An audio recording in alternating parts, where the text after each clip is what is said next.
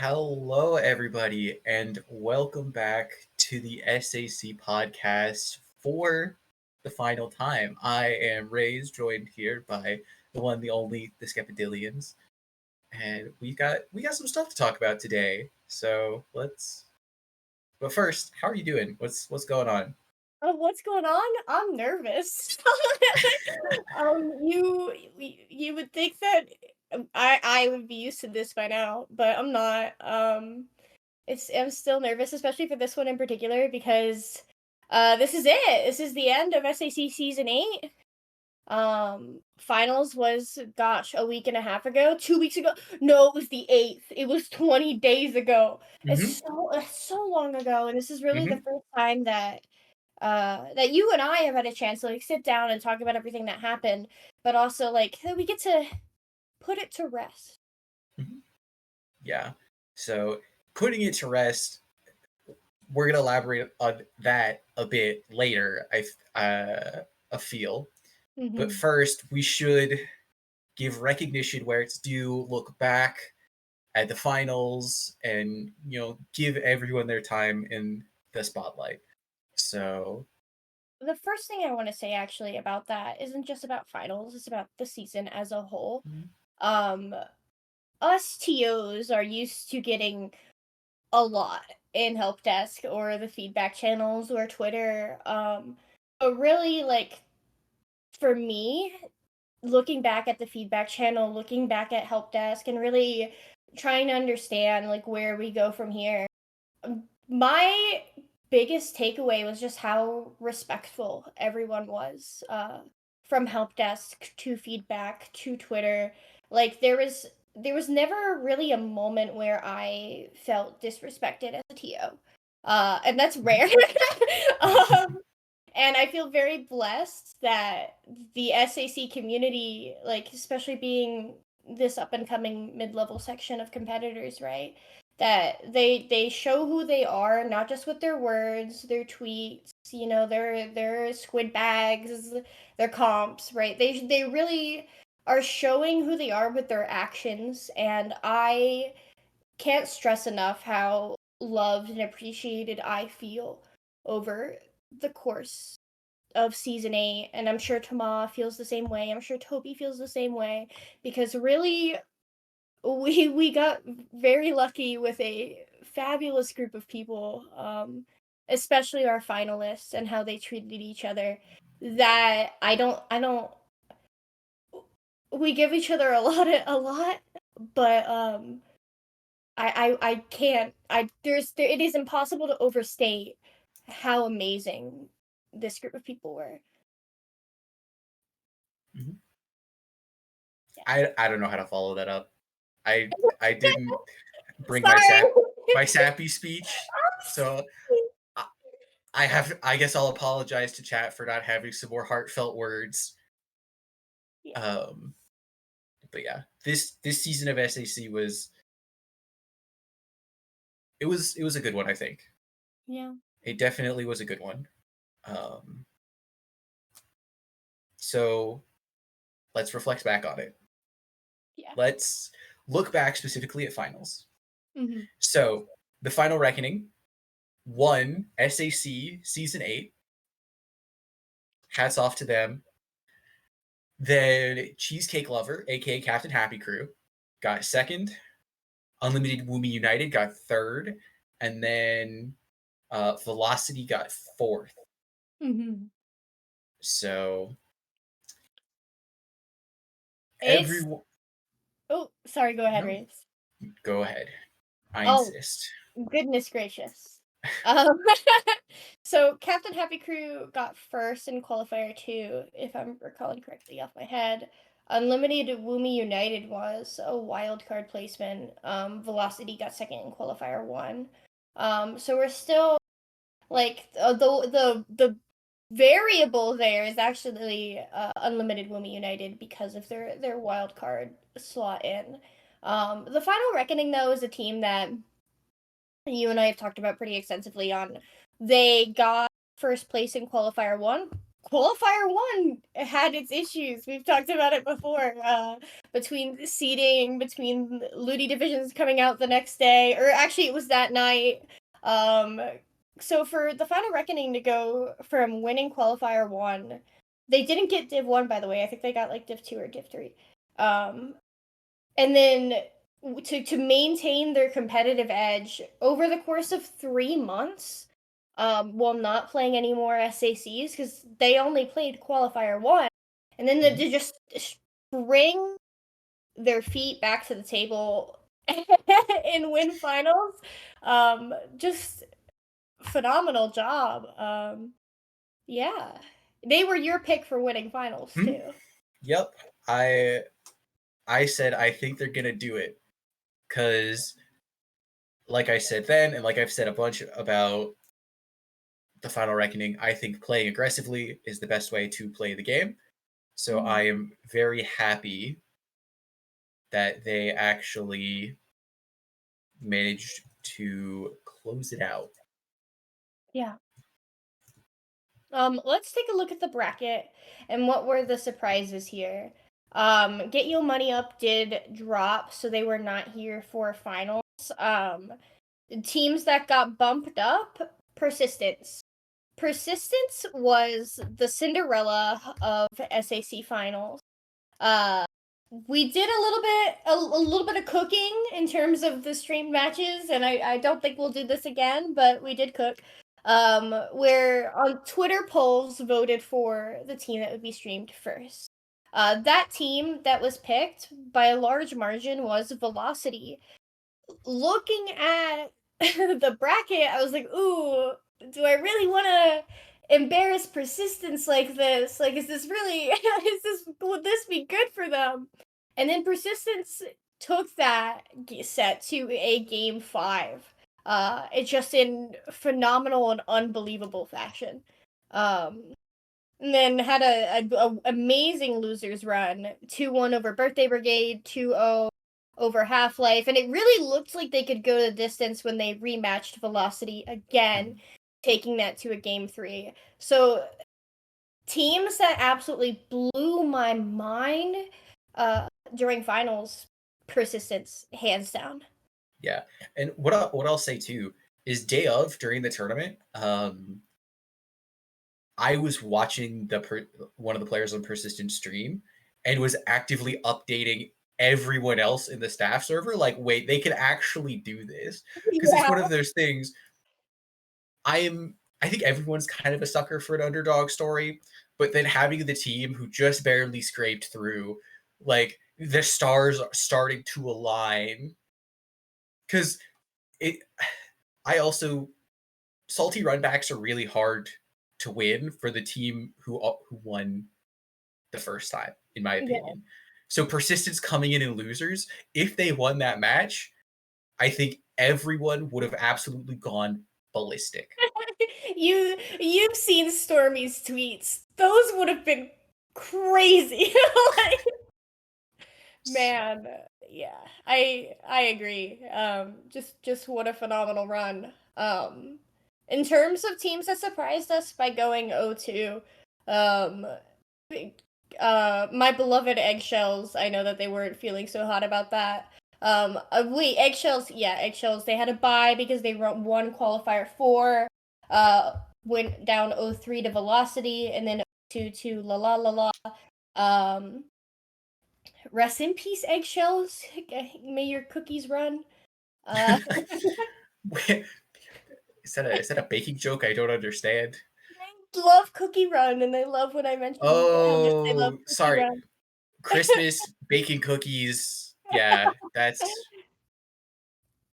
Yeah. It's okay, Grace. Yeah. I know you're hardly breathing. Hey, no, I'm not quite that bad off. The other team that I expected to go further that shared a similar fate to Eggshells was actually Elongated. We've expressed this before. Elongated either runs super hot or they run super cold. During finals, they were running pretty cold. Going down 2-3 to Uwu. in a very close set, and then 0-2 to Half-Life. However, the top 4 of the tournament, those games, Rays. Why don't you tell us about them? So the top 4 was winners finals was a 3-2, and then the stream just had fantastic games to watch basically all day, because Cheesecake Lovers versus Unlimited Woomy United, that 3-2 was also on stream before it went down to loser side, where Cheesecake Lovers beat Velocity 0-2, Yeah. which I think is safe to say that wasn't expected. Like, I think most people expected Velocity to win that, but I could be wrong. And then after that, Unlimited Woomy United versus Cheesecake Lover. Cheesecake Lover was just looking so hot in this final, where it got everyone got their blood pumping. Everyone was excited. It was fantastic. Yeah, Like, I didn't want to get off the mic. That set between Cheesecake and Uwu was just, and they were having such fun with it too. They were like playing with their food a little bit, playing with their cheesecake. Yeah, Captain Happy Crew, like, or one of our big missions for this season was making this event about the teams, and not just another tournament. And Captain Happy Crew messaged us in help desk and asked, can we change our name to Cheesecake Lovers? And normally, I'm the TO that is uptight, right? Like, I think that's a pretty well-known fact about Skeptilians. And this one time, I was like, let them. Like, who cares? This is about them anyway. And yeah, they were having a great time, and you could see it in their play. And for the record, that is one of the privileges that is afforded to people in invitational events, is some things that might not normally slide get to slide. And I just want to put that little thing out there so that people don't go into help desks like, we want to change our name in tournament because this is all about teams, right? Smile. Please don't do that. It will not work. It won't. I'm sorry. I hate to break it to you. Be the bearer of bad news. No. Thank you, Raze. I will be that guy. Sorry. You don't answer help desk. You're right. I don't. It's right. I'll call you in. I don't. Good luck with that. See, and normally this is normally where I go, all right, let's look at silver bracket. There isn't really a silver bracket. No. Like, how much is there anything else we want to talk about? Yeah. For finals? Like, let's. Part of what I want out of today is to really acknowledge mistakes that were made throughout the season, and be transparent and open about everything, right? Because this is a very rare opportunity that I have as a head TO to be able to talk about my thoughts and feelings outside of the rule of law. And really, I loved the idea of leaving streamed matches up to Twitch chat, right? Or leaving it up to Twitter. However, I mean, let's be real here. There are teams that are more popular than others. And there were plenty of teams here that deserved their chance to be streamed. They worked very hard to get to finals. They won their spot, and they had never had a chance to be put on air. And I do regret that.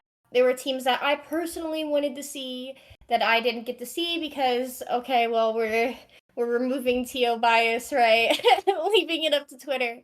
But I don't, like, if I could go back and change it, like, I would. There were definitely teams that realistically should have been streamed later on in the bracket instead of round 1. That being said, I'm really glad we caught that Persistence versus Velocity match. Like, that's something I never would have put on stream. So thank you for that one.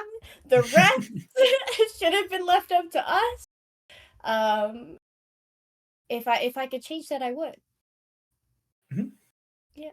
Yep, and there are a lot of things to learn. There are 100%. always a lot of things to learn. I just know that somebody left that in feedback uh, for the SAC section of the IPL public Discord server, and I see you, I hear you, and I agree.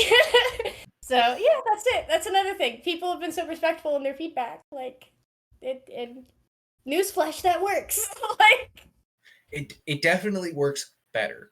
yeah. It definitely works better. Because there are still times where things just can't get done because they don't work logistically, Yeah. but it works better. Be nice. Which are, like I said earlier, our competitors did a great job of this season, and I'm proud of that. um yeah, regarding finals, we do have a little clip for you if you didn't get a chance to look. That's just like the concluding push from the final reckoning. Winner of qualifier 1 and of SAC season 8 cumulatively.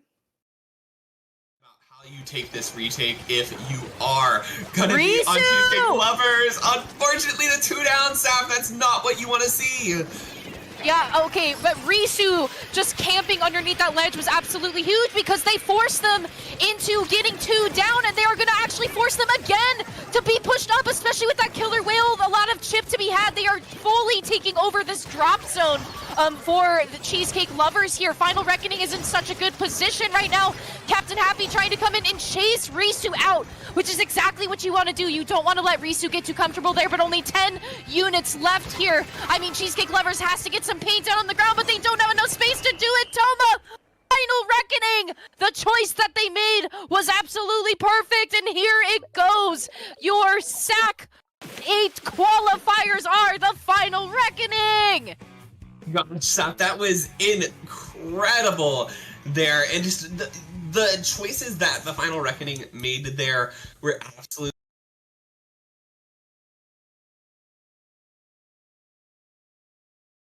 All right, welcome back. I hope you enjoyed that clip. It was fantastic to witness in the moment, and it's always great to relive. But that being said, that was the end of SAC Season 8, and now it's time to talk about the future of SAC and mid-level going forward, because we have thoughts and we want to come out from behind the curtain as TOs and kind of share and maybe get some feedback if you guys in Twitch chat are very opinionated. I know Twitch chat can very often be opinionated. So Yeah, this is an open-ended discussion. A lot of decisions have been made, but obviously we're still planning, we're still cooking. If we want to throw a little bit of onion or garlic here and there, we can still afford to. So sorry, this is the part that I'm actually nervous for because I have to be vulnerable with my ideas here. I don't think SAC is what mid-level needs.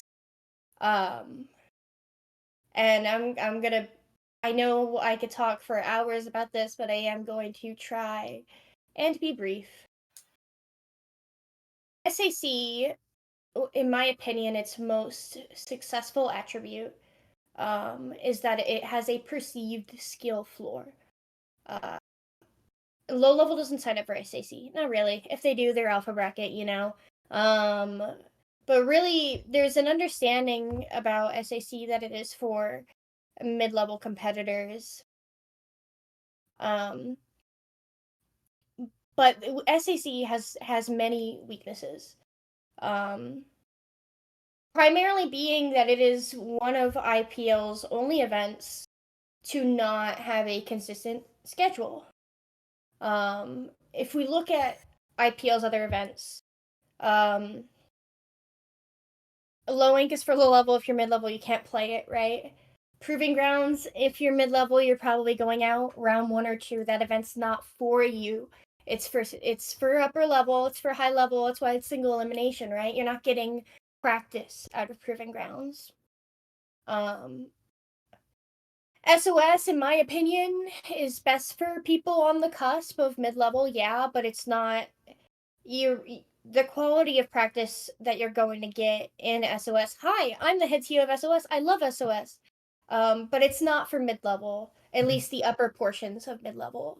If you are an SAC competitor, if you're Velocity, if you're Octopi, if you're the Final Reckoning, realistically, you clown on some guys in groups, and then you have to wait 2 hours before you get the Great White, where you get good practice, right? And then if you look at SAC as a whole, it's the tournament for mid-level out of IPL, but because it is this circuit format, because it is so production-oriented, if SAC runs 2 times a year, only 8 of those events are open to the public because 2 of those events are finals, and you have to qualify for them. That means that for 46 weeks out of the year, or 42 if SAC runs 3 times, that IPL isn't doing anything specifically for mid-level. And I personally view that as one of the greatest weaknesses of our organization.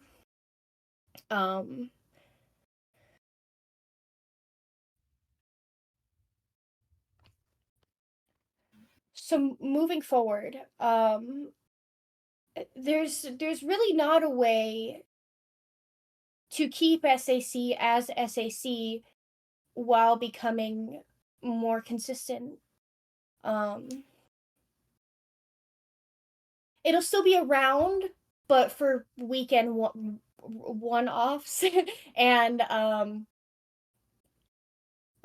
we have decided, and by we I mean Tama and I, along with a couple of our other heads, Rays to bounce ideas off of, Hoenn, we've decided to build something new. A mid-level exclusive bi-weekly on Monday nights that we're calling Neon Wail. There are concerns with that, right? It's a weekly, or bi-weekly, and we love low level. However, when they smell bi-weekly, they sign up, right? And the goal here is to keep this a mid-level exclusive event, to prevent it from becoming another SOS. Love SOS, it has its purpose and it does its job, but when talking to the teams that I think SAC should be catering to, the reason why they don't sign up for SOS or they don't take SOS seriously is because they don't feel like they're getting quality practice, which there's legitimate reasons for that. And if you tried to change that, you would kill what SOS is. And SOS is a good thing. So this new event would have a skill floor codified. You have to be of a certain level to play in it, and we're still working out the details on that. However, another problem that I see with SAC is there are players, in my opinion, I'm sorry to just talk on and on, keep going, Race. There are players that are, in my opinion, that should be eligible for SAC. I didn't write the rules, I just enforced them. That aren't eligible for SAC on paper because they're not mid-level, and I disagree. Like, I think SAC's metrics for the ones that are written in stone, for determining who is and who isn't eligible, are a little whack. And SAC currently does not have a skill floor on paper, but it in perception does, versus on paper it has a skill ceiling, and I want that flipped. Skill floor on paper, skill ceiling removed, so that way people that realistically should be eligible can play. And those are my thoughts. I obviously have many more, but looking forward to the new year, we will be saying goodbye to SAC in its current form and saying hello to Neon Wail. So I'm gonna boil it down a little bit more. because that's something I'm good at. But to TLDR it for everyone, we don't have any dates set really. Yeah. We're still figuring some stuff out, but overall, like Skep said, right now, IPL, we want to address mid-level because mid-level is the next building block that the community needs. And right now, it's very challenging for mid-level to have a place to practice consistently. So SAC, without completely fundamentally changing what that is, cannot serve that purpose. So what we're going to do is put SAC on the back burner and potentially use it like something like a high ink, where we only bring it back every now and again to run it and give a title and kind of move on. But for the rest of the time, work on Neon Wail, something that's a little more consistent, because one of the problems that I've kind of had with SAC behind the curtain is every season enough stuff changes to where our staff can never really feel comfortable trying to iterate and improve, but we never see a significant change in how the players play. Yeah. And it's a double-edged sword. On one hand, that's good for the players because they're getting something generally consistent, but on the other side, it's bad for us as TOs because we can never grow the event to larger scales. We're kind of stuck. And tabling SAC is what we think the best path forward is. And this allows us to take a lot of the feedback that you have given us as players and figure out better ways to do it. Looking at using skill floors instead of skill ceilings, moving to weekly, removing a point system that might be confusing. Just streamline things and hopefully give you a better experience. And this way, competitors are getting their consistent games. They're getting their scrim partners. They're getting more even matches. And this was something that I got feedback on that I didn't understand at the time. Well, I did, but it was a little bit of denial. Was talking to Octopi in particular. My conversations with them were really what got my gears turning in the middle of an SOS. And it was, why do you take SAC seriously, but not SOS? And the answer that I got at first was, well, the format.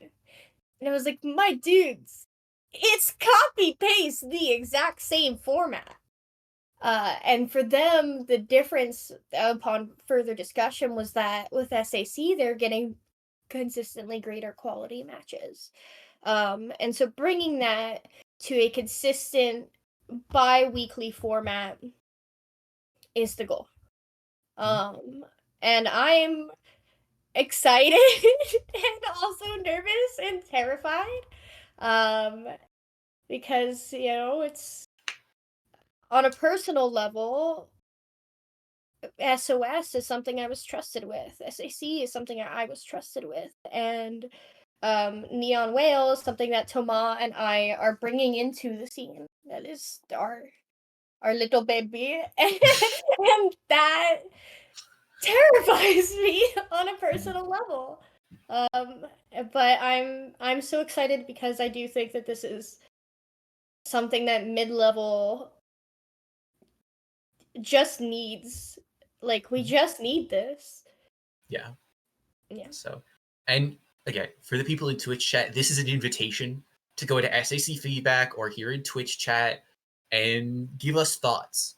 Like, what do you want to see? How can we better help you? Because like I said, you're the next building block. There's whenever I try to take a step back and evaluate everything about the community and figure out its general health, I stole this from K-Bot, but it's the scene pyramid, or ladder as I like to express it, where at the bottom is casual and then like low level, mid level, high level, top level kind of idea. Yeah. And low level is very well solidified. Low ink is fantastic. It's not going anywhere. It's basically maybe not the best it's ever going to be, but in a spot where it's kind of hold the course. But now we have the challenge of reevaluating what we do for mid-level because this didn't have the effect we wanted. And now this is your chance to help us and collaboratively build something with us. Even if you're not staff, your voice still matters because you're still playing. Yeah. I can't agree with that sentiment more. Like I've said several times, the way everyone was incredibly respectful and gave good feedback throughout this season of SAC. We want to hear from you. This is for you, right? And everything is still very loose and like, let's collaborate, let's figure it out. Just know that this is something we're doing. It is happening. So it obviously, whatever we put out on day one when we press live for the first time is not where we're stuck forever. Things can grow and change and evolve. But the goal here is to take that excellent foundation that low level has, and then bring that up further with Neon Wail, and then SAC will run like it has, and that's when we feel like it.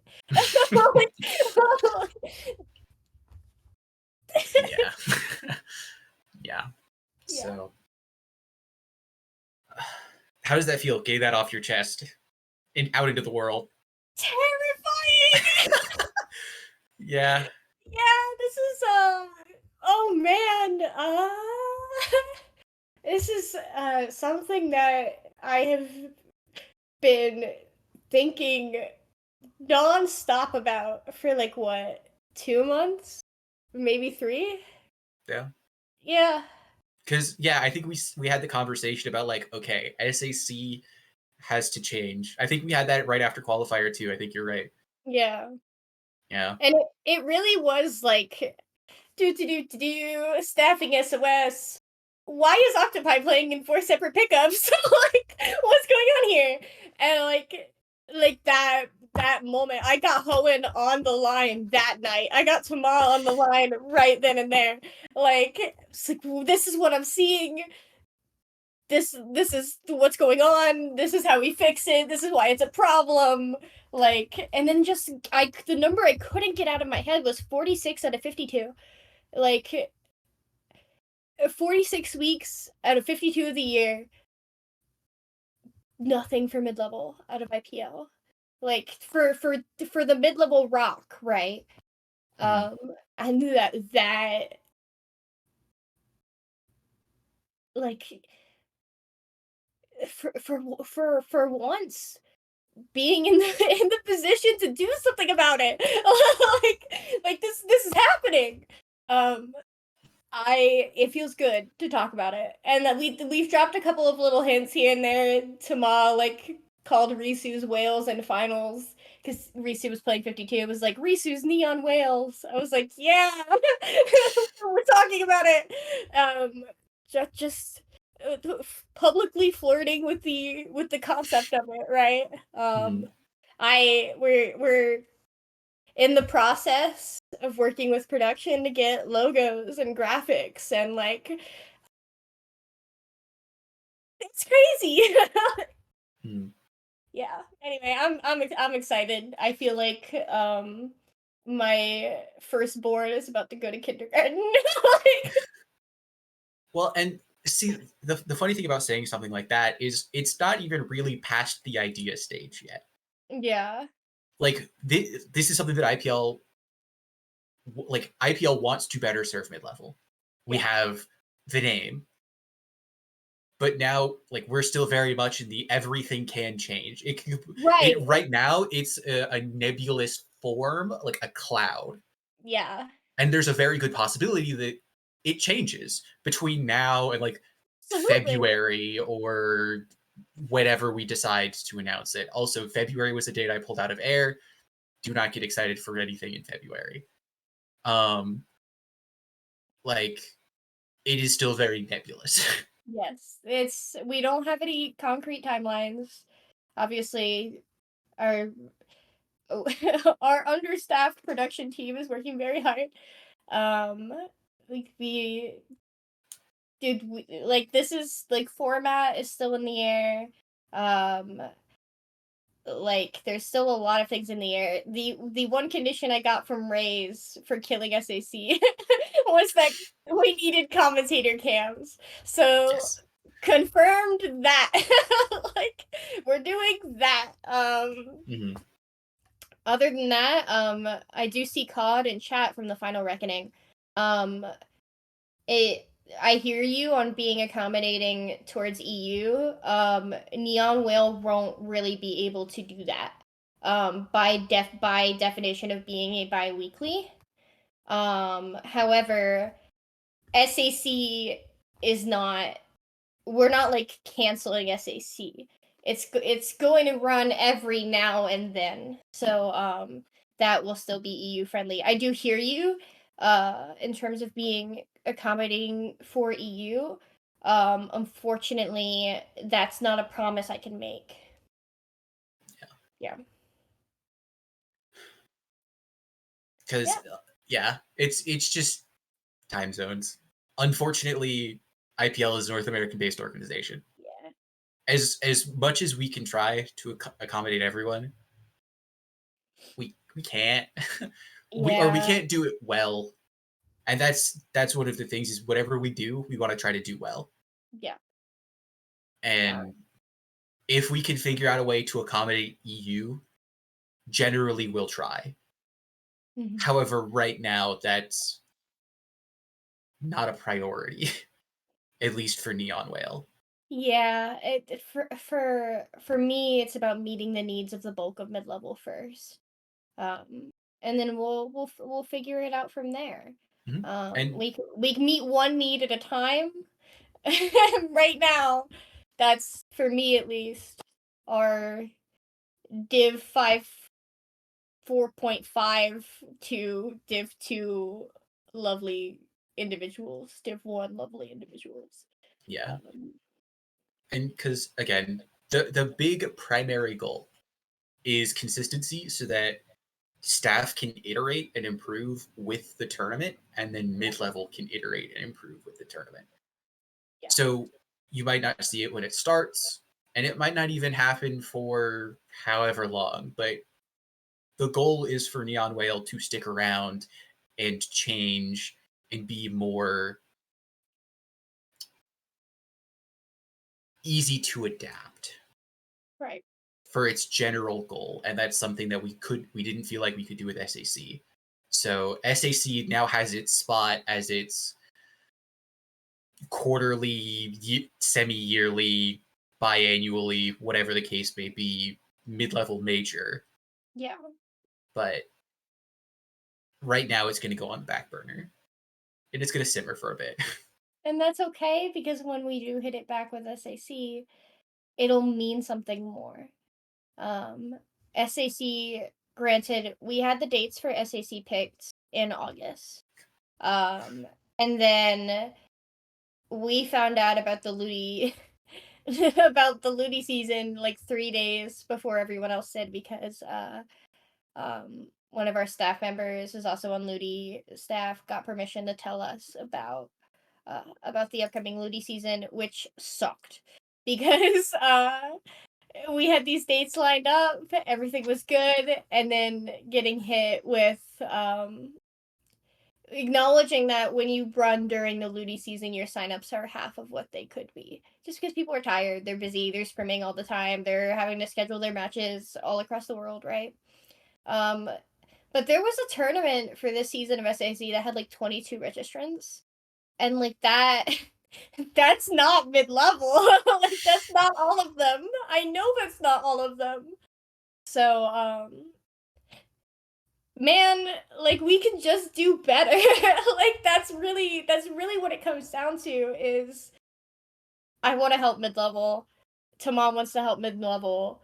This is a need that IPL is not doing anything to currently meet. And we can do it. That's really what it comes down to. What are you laughing at?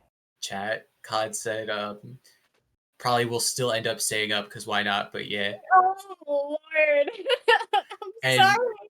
as someone whose sleep schedule is very strange, to put it lightly, Yeah. I relate to that a little, you know?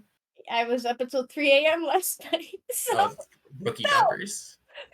Please.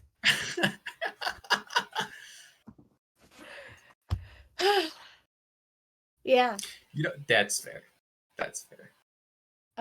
So if any of you have any questions about Neon Wail, or SAC, and what we're doing with this, please feel free to ask.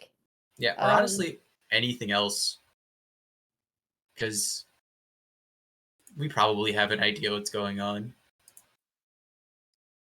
Yeah, like anything about the scene. Yeah. Be qualified, but I'll give you my opinion. Oh no. Not opinions. Opinions. Oh. Yeah. So yeah, the podcast as it is right now, because SAC's going away. Simmering. Simmering. Yeah. I don't know if we'll replicate anything like this with Neon Wail, but we'll consider it. Like, it depends. There's so many things that are just like we'll see, and that's what's so exciting about everything. String, to answer your question, and Skep might override me on this, I would see the skill floor being alpha bracket, lowing. Yeah. If you are lower than that, you can't play, but anyone in alpha bracket is eligible to play because, and again, this is me personally, Skep could overwrite this if they want. One of my goals for this event is smoothing out the transition between low ink and the rest of the scene. Yeah. Because right now it is you get banned from low ink and then you enter a desolate wasteland that is the entire scene, and that's not healthy for the scene. And smoothing that transition between low ink and then going to like Neon Wail, which leads into SOS, which leads into the scene at large because it's an open tournament, seems like a much healthier way to handle that progression. And so that's one of my goals with this event, is helping them figure out a progression system and linking the IPL events together in a way that makes sense. Right. Because I'm sorry. Because right now there isn't a smooth progression system, and the events don't really make sense together in context. Because again, Flow Inc. is a monthly. So every month we have 100 plus low-level teams show up and face, but then only twice a year we get to have mid-level tournaments. It doesn't make sense in context. Yeah. So trying to smooth those contexts together is important to us. The way I see it is a little bit different. And it's just like something that we're still talking about, right? When you're talking about a skill floor, like there's a lot of questions that need to be answered on our end. The way I see it is you have your low ink. SOS prepares you to be an alpha bracket because you're fighting those tougher teams, and then Neon Wail, and then Proving Grounds. They should overlap. There should be a ladder between all of these stages. The main goal for me is preventing Neon Wail from becoming SOS 2.0 to where upper mid-level teams still take it seriously. They still want to sweat. They still think it's worth their time. So I'm not gonna say you make alpha bracket one time and we're like, cool. But if you were a consistent alpha bracket attendee, and you are playing your Sendo queue, like if you're pulling up with Diamond on your Sendo queue, okay, like we'll talk.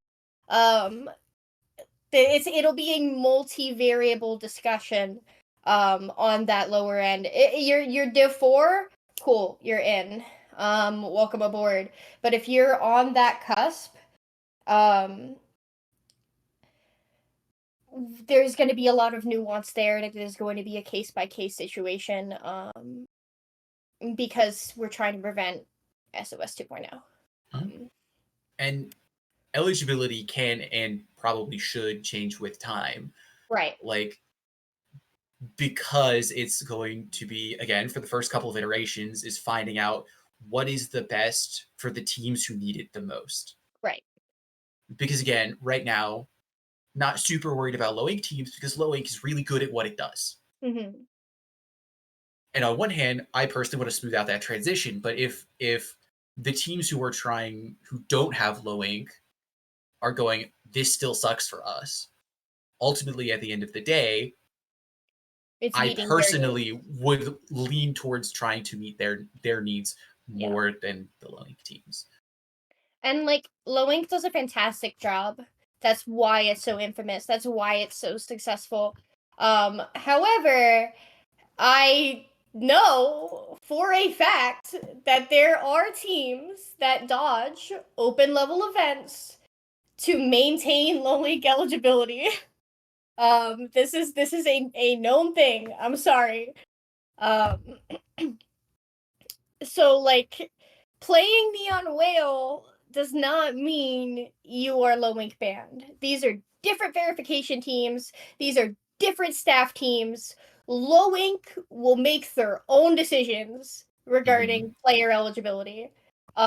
Would we like to, like, for me personally, to start maybe plugging some teams here and there? Yeah, that's the goal.